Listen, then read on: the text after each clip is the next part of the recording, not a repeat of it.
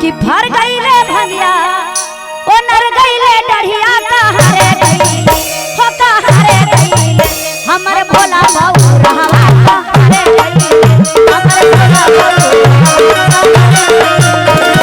फर गईले भनिया ओ नर गईले डढ़िया कहाँ रे गईले फर गईले भनिया ओ नर गईले डढ़िया कहाँ रे गईले। बोलिए शंकर भगवान की। ऐसे मजा नहीं लग रहा है बताइए। आप लोग समूह की मीटिंग में हैं जी कि मुखिया जी की मीटिंग में हैं? तब ऐसा ताली बजाइए ऐसा झूमिए कि लग रहा है कि हमारे श्रीकांत भैया मनीष भैया के छत पर शिव चर्चा होकेला शंकर चाचा के।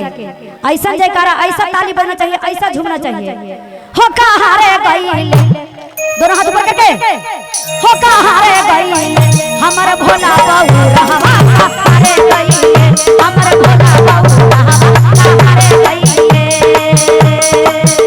अरे तुम तो हो के बाद हो भंगिया पी के सूते जाते हो तुम तो भोलेनाथ हो भंगिया पी के रूठे जाते हो।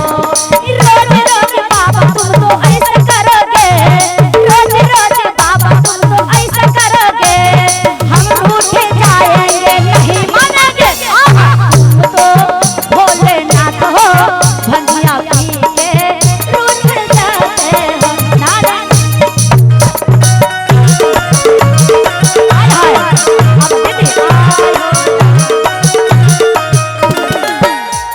मीठा मीठा ने भाई जो सच्चे दिल से मानते हैं एक का एक जा देना दो खड़ा हो जाएंगे। आजा दीदी अब खोजते खोजते हम घर में गईली बैठल रहेला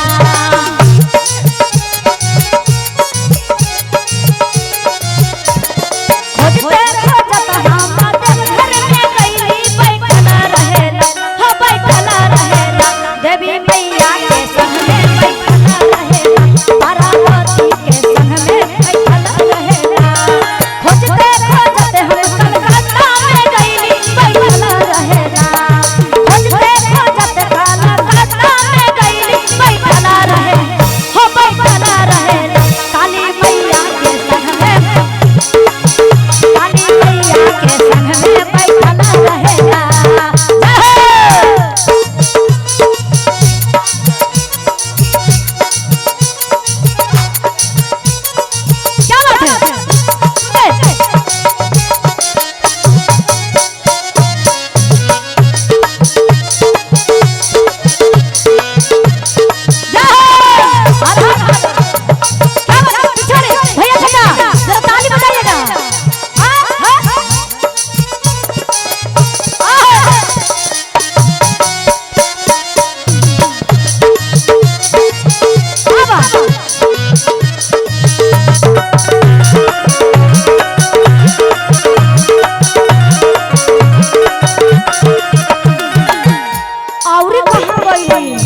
कि हे बाबा भोलेनाथ हे माता रानी तनिया शरमाई के न है के हत भैया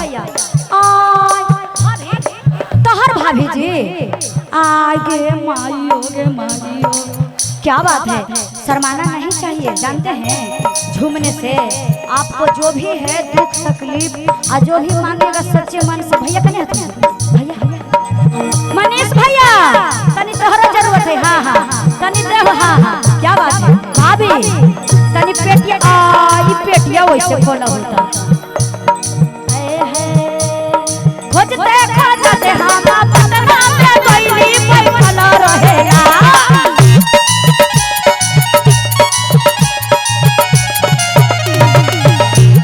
श्रीकांत भैया बाबा के कहाँ खोजना है। खोजते खोजते हम पटना में गईली बैठल रहेला हो बैठल रहेला शीतला मैया के संग में बैठल रहेला शीतला मैया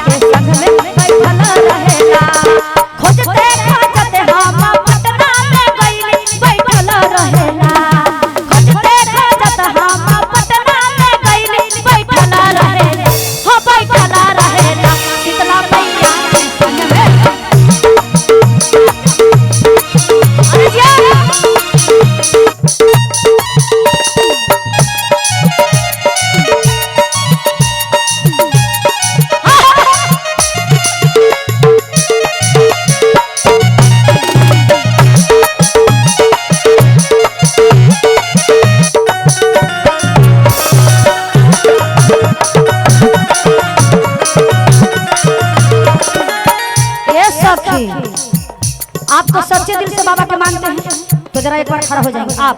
हाँ आप आइए। बाबा के नाम पर, कंचन रानी के नाम पर ना, और ऐसे ना झूठ मूठ ना, जिस जैसे आवे कि बाबा हमरा ऐसे आवे है, चाहे ऐसे आवे, चाहे कैसे, ऐसी तरह से और कार्य में भैया तनी भाव में लगल बा।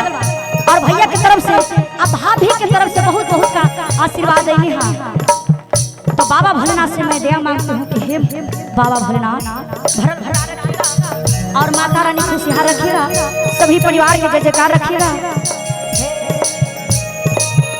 ये जो हमार पैसा है भाभी भाभी अखिन भाभी ना औरी का थोड़ा इसे म्याज में कम लगे। हाँ शर्माना नहीं है का, हम पहले ही कह दिए हैं कि जो करते हैं शर्म उनको फूट जाती है करम।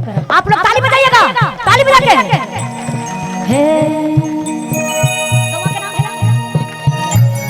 खोजते खोजते हम गुलामी चक में आईली बैठल रहेला, खोजते खोजते हम गुलामी चक में आईली बैठल रहेला, हो बैठल रहेला, हो बैठल रहेला, सब शिष्यन के संगवा बैठल रहेला, सब शिष्यन के संगवा बैठल रहेला। खोजते खोजते हम गुलामी चक में आईली बैठल रहेला।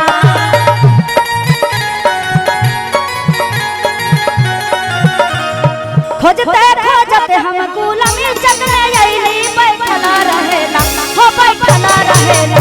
बोलिए साचे दरबार के, बोलिए शंकर भगवान की।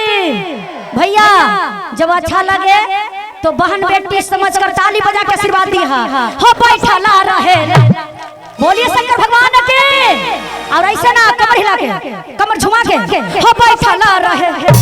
ऐसे ऐसे तनी हट ऐसे हाँ अब नहीं की पूरा आय हो दादा भैया इस शर्मातिया ज्यादा करके।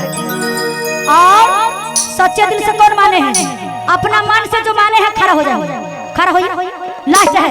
आइए जब सच्चे दिल से शर्माना नहीं भैया, यहाँ ये बाबा का दरबार है, माई के दरबार है ना, क्यों हम शर्माएंगे। आइए कैसे दीदी भाव में कि खोजते खोजते हम गरम गरम गरम गुलामी चक याद करेंगे जी। खोजते खोजते हम गुलामी चक में आईली बैठल रहे, कमर हिला के, हो बैठल रहे, हो बैठल रहे, आशाबा शिष्यन के संगवा